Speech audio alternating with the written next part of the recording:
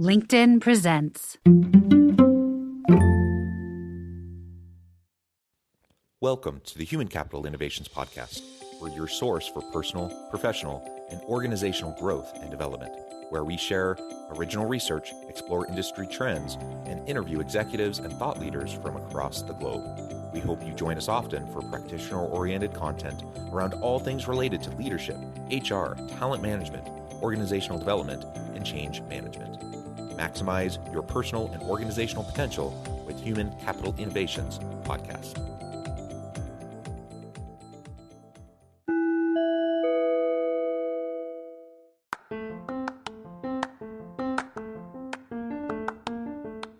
Do you enjoy the Human Capital Innovations Podcast?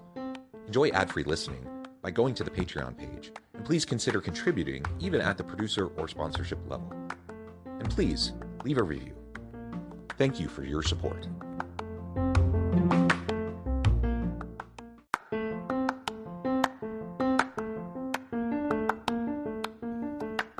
Welcome to the Human Capital Innovations Podcast. In this HCI Podcast episode, I talk with Maura Barclay about building a culture of belonging.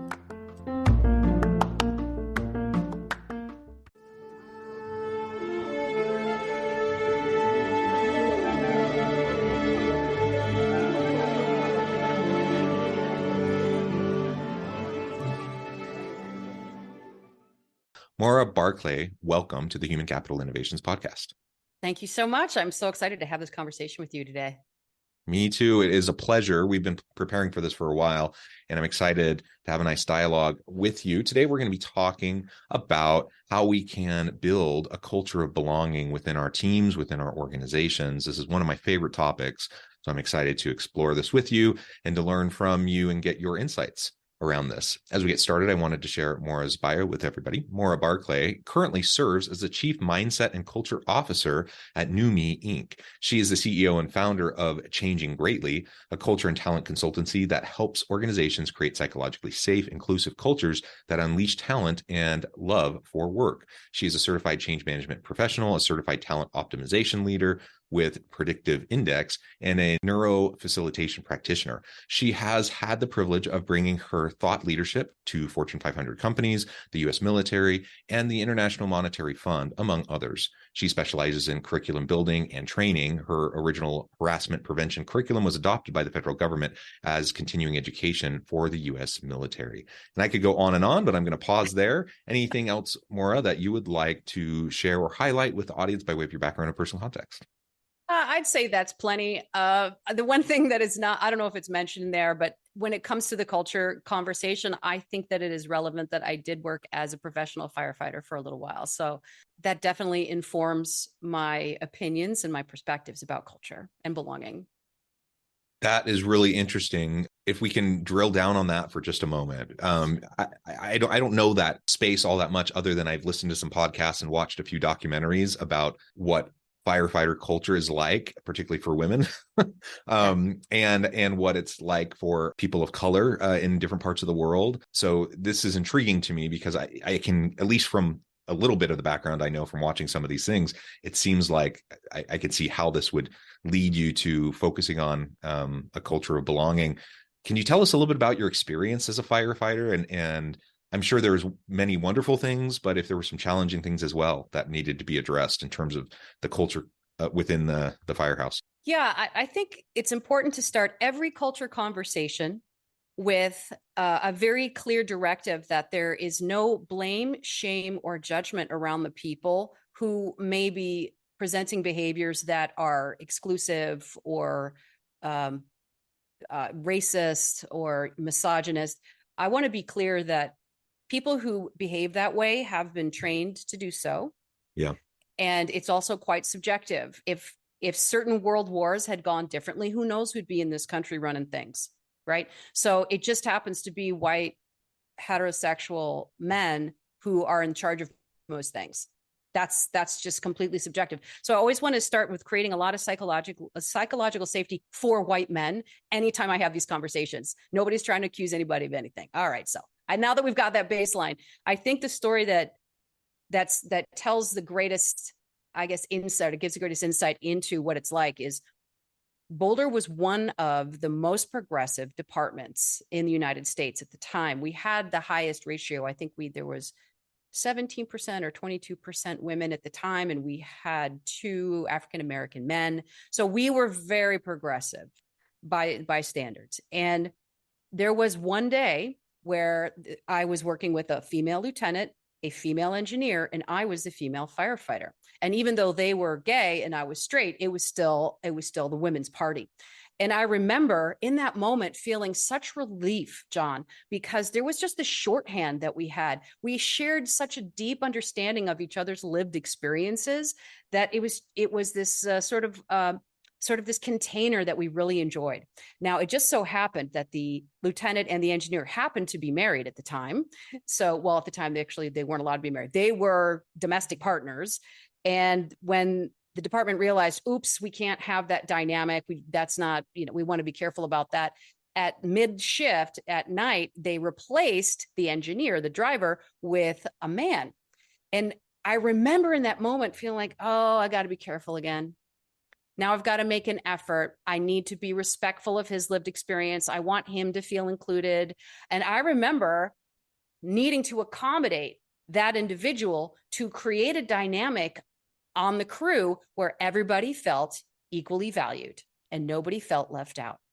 And that is a process by which white men typically are not taught to do, and they find it inconvenient, bit of a push. They don't like it. Yeah. They're used to being accommodated, not the other way around. And it was in that moment, I'm like, oh, this is why all the guys struggle right here, because nobody they don't expect to do it. So It's just a massive load of cognitive dissonance. And what it did, John, was create a lot of empathy. I got an empathy moment for the men. So in general, I was really on a mission to be the easygoing woman, right? Because there was a lot of women there that came before me that made it really nice for me, and they had to complain all the time. And then I heard the men complain about them. I'm like, well, I don't want to be her. And that was a big mistake. That was a huge mistake. You never want to be the cool. Let me just give the women this. Don't be the cool woman. It won't end well, I promise. Don't do it. And I suspect, particularly in that kind of traditionally hyper-masculine environment, that's probably an extra challenging place to be as a woman.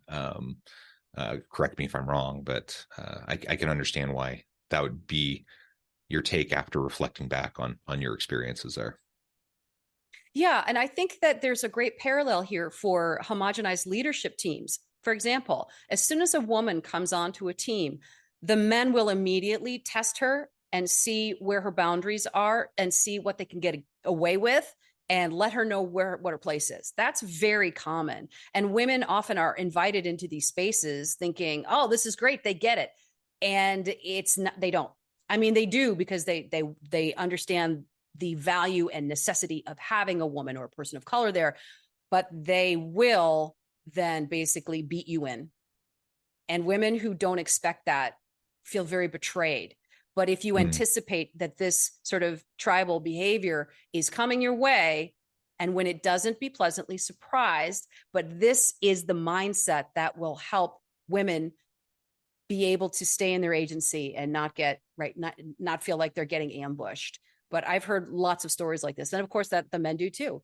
They push a little bit, see what they can get away with. Is that word okay? Is this joke going to land? Am I going to get in trouble for that? Can I trust you? It's landmines.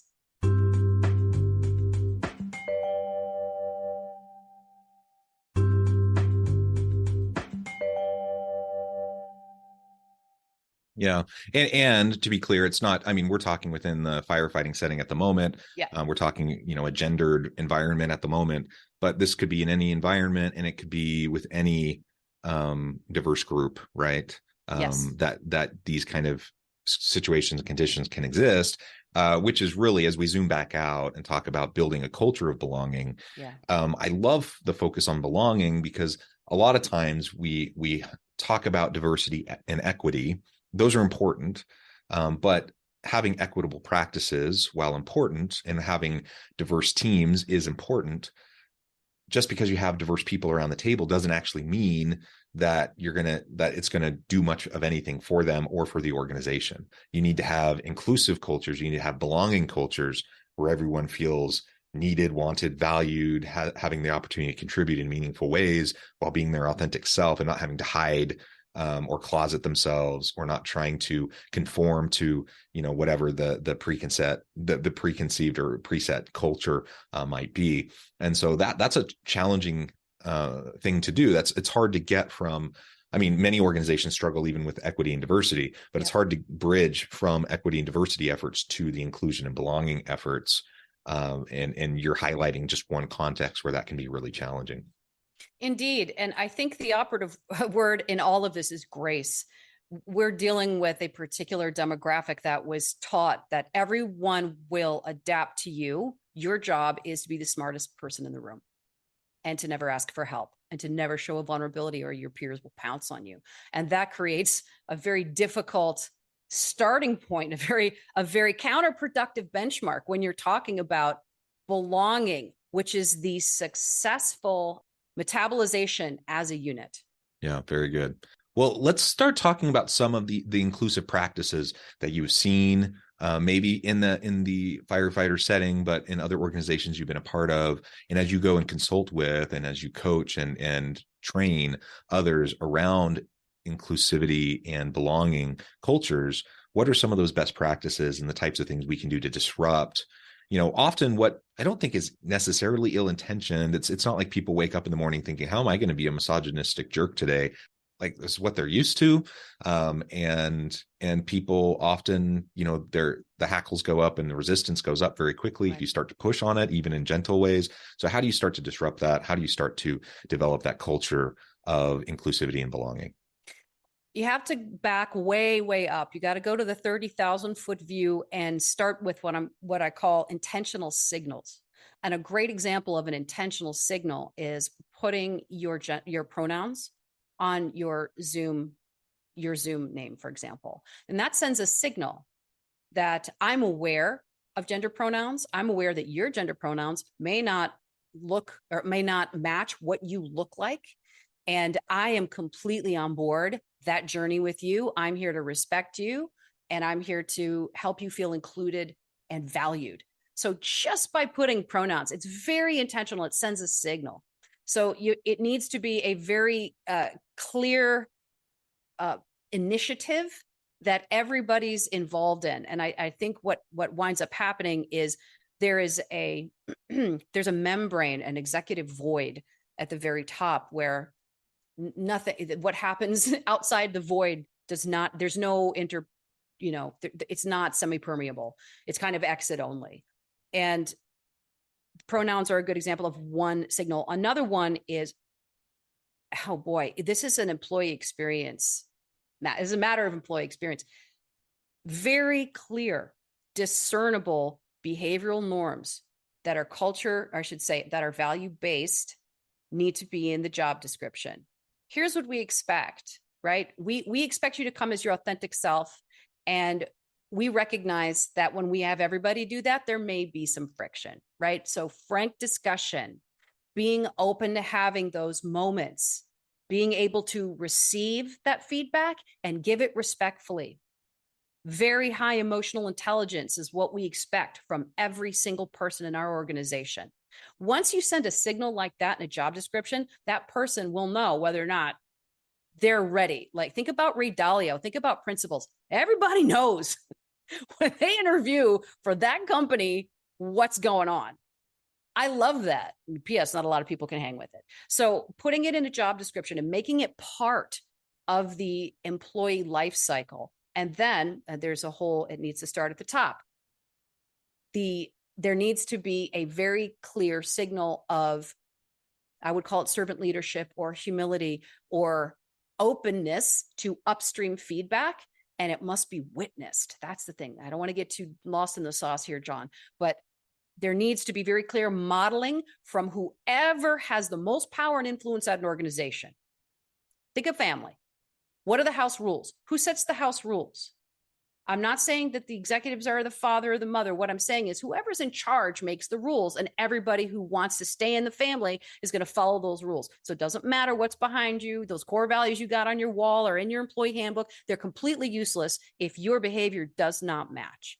So at the highest levels, the signal needs to be, here's a behavior I'm modeling. I'm going to do a town hall and I'm going to make sure that somebody challenges me, and you're going to see me invite it, say thank you, and respond to it. And my response might be, I don't know.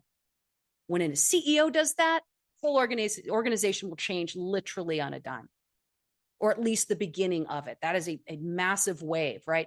I have this little saying that I want to coin, John. Maybe this podcast will help me do it. An ounce of CEO commitment is worth a pound of HR policy. I love that. Right? Whoever has all the power and influence, that means a tiny bit of effort from you is going to go miles versus miles of, or, like mountains of effort from people who don't have all the power and influence trying to get an inch. So signals from the people who have the most power and influence, whoever that is, very clear modeling, and it needs to be witnessed, and it needs to be consistent and making it intentional and conscious. Another way to do it, so this would be a third example, John, is to have very clear, actually be fourth in addition to the JD, it would be very clear operating agreements within teams. Everybody knows that whoever's leading that team, they start every meeting with the standard operating procedures, which is, we are not leaving here until I hear an alternative point of view. We're not leaving here until every single person has contributed. So what that does is, now I have to say something. I'm the only Asian man here, but I am not allowed to just sit here in my amazing talent, which is why they hired me, and be quiet. I have to contribute.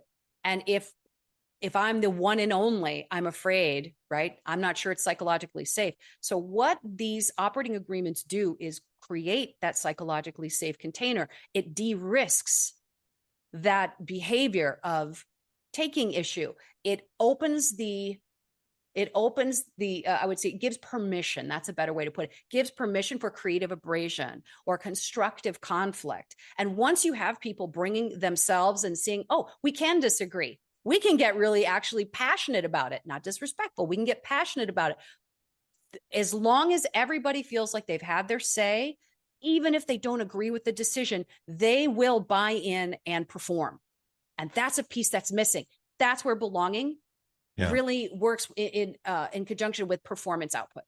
Yeah, people want to be heard, right? And so often people don't feel heard or safe to be, to share. And it can't just be performative. It can't just be nice words that are said. It can't just be, a nice slogan or a good mission vision statement. It you have to actually model it. And I love that saying that you're coining around the efforts of the CEO versus the efforts of, middle management or HR, because it's so true. HR, there can be all this internal messaging, and HR can do this big policy push and all this, all these systems and everything. And then the CEO can go to an all aboard meeting or, some sort of a town hall setting and say one little thing that could undermine the whole thing, right? Yep. Almost instantaneously, because then people are like, oh, well, nobody actually cares about this because obviously the CEO doesn't care. The opposite is also true, though. You say something, it can send that signal, and then you repeat it and you say it again and again, and you make it a part of your continual messaging. People will listen and they'll pay attention, and you'll start to move the needle. So I love that focus. I think that's absolutely true.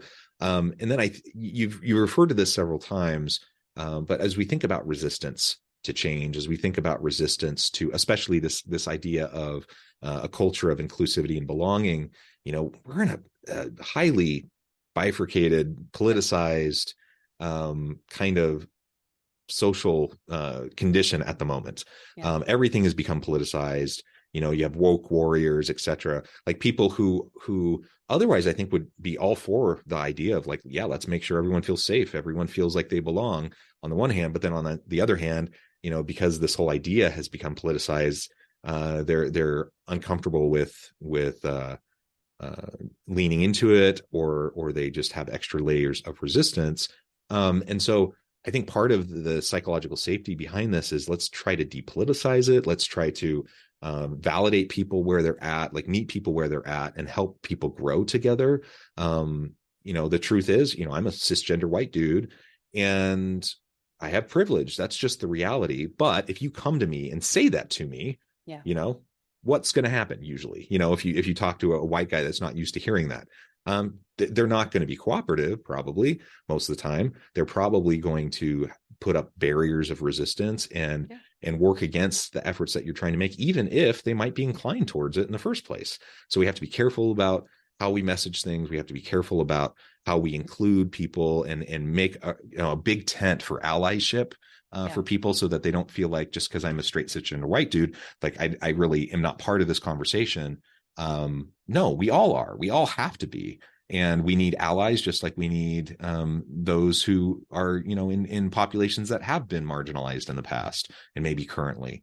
So all of this kind of feeds into the challenge that we have as we're trying to create these cultures of inclusivity and belonging. It's certainly not easy, but it's worth it. It's necessary, and I mean it's the ethical and morally right thing to do, I think, as well.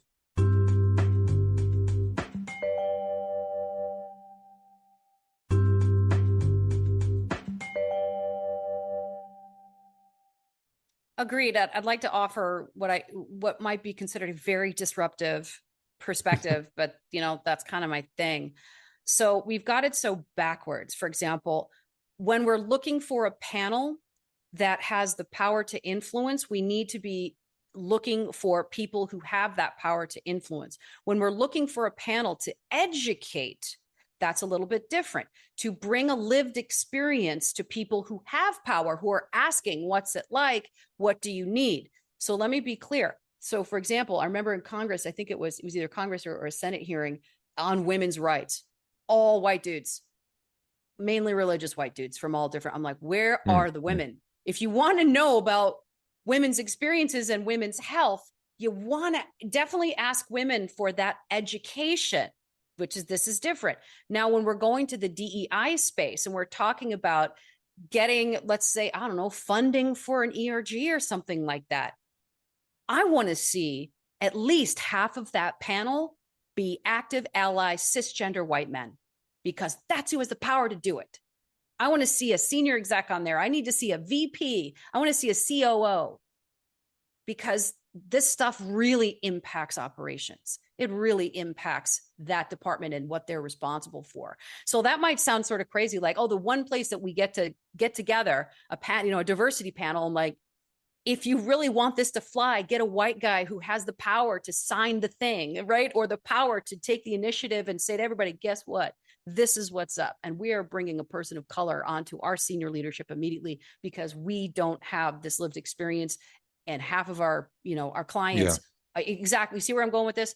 So I think there needs to be more white male representation, but power, active allies, people with influence, and they're out there. And to your point, John, the worst mistake we can make is throwing privilege in the face of someone who I can promise you has starting to develop quite a bit of shame and doesn't know what to do with it, because you're sort of born into this privilege and suddenly the rug gets pulled out from underneath you. A lot of these men feel like they're feminists. They really believe themselves to be feminists. They believe themselves to be active allies. They have daughters. They have wives they want to see have equal opportunities. They don't want to pay anybody differently. That said, they have been completely blind to their privilege, because it is I would say it's a fact of omission. Yeah. Just like the obstacles that people of color and women have to face, they're invisible to white men, because the experience when you wake up and go out into the world as a white man, completely different than as a woman or as a person of color. And the thing that white men need to do is immediately acknowledge the privilege. You're not apologizing for it, to be clear. It's not fair to ask you to do that unless you feel like, I feel terrible what has happened and I'm not a part of that. Or maybe I did subscribe to that. I see the error of my ways. Mea culpa, please forgive me. Moving forward, that is over. Here's what happens next. That can change the nation. It's going to take white men willing to just own their privilege, not be shamed and blamed for it. And it's going to take more. And listen, women and people of color, we're exhausted from the grace that we give. We're exhausted. Yeah. And yet, you know what? It's a marathon. And now we're at a place where the needle is starting to swing, this needle starting to move. And this is the time to create psychological safety for cisgender middle-aged executives so that they feel it's true. They're defensive and I don't blame them. I really don't. And I want to say also that there is a population that is pretending to be asleep. The data around what we're talking about is it's proven, it's unassailable. It's coming there. They're either going to be legislated to do it or the boards are going to force the issue. It's coming. So why not be the hero? Why not get in front of the narrative and just be like, all right, that was wrong. I'm ready. But I get it. I remember when that male engineer came and I was like, oh, all right. Yeah. All right. Excellent. Okay. Okay. Yeah. We've just scratched the surface. There's so much more to talk about here, but I know at the time I need to let you go here in just a minute. But I would just say, hopefully this is given listeners some points to think about as you're considering, your efforts within your own organizations. This is something we need everyone's help with, whether you're a white cisgender dude, or whether you're a woman, whether you're a person of color, whether you're whatever, name the thing. We need everyone from all groups to be a part of this work and a part of this effort. Like you said, we do need to offer grace. I do understand that is incredibly exhausting, but it's also the productive way to drive change. And so we need to find a balance there of making people appropriately uncomfortable to challenge some status quo and some assumptions, but also giving enough grace that people can function and that they don't shut down. Let's continue to make that effort. I think it's worth it. There's been many improvements made, but there's tons more to do. And we're really just at the start of the marathon, like you said. Well, Maura, it's a really great opportunity to be with you today. Before we wrap up, I wanted to give you a chance to share with the audience how they can connect with you, find out more about your work, and then give us a final word on the topic for today. Sure. So you can find me on LinkedIn. That's the best place to get in touch with me. And I do have a website, maurabarclay.com. And I also work with the predictive index, which is a really great way to depoliticize, to de-emotionalize this whole process, because it works with behavioral drives, not race or gender or anything like that. So I'd love to talk to people about that if they're interested. So look me up there. And I'd say the final word on the topic is this: we're all just kids, walking each other home. And if we can remember that every single one of us has suffered something, and at the end of the day, do you want to be right, or do you want to have things change? Well said. Thank you so much. It's been a pleasure. I encourage the audience to reach out, get connected, find out more about what Maura can do for you. And as always, I hope everyone can stay healthy and safe, that you can find meaning and purpose at work each and every day. And I hope you all have a great week.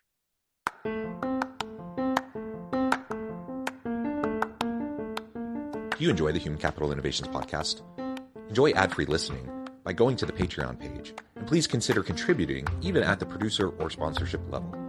And please leave a review. Thank you for your support.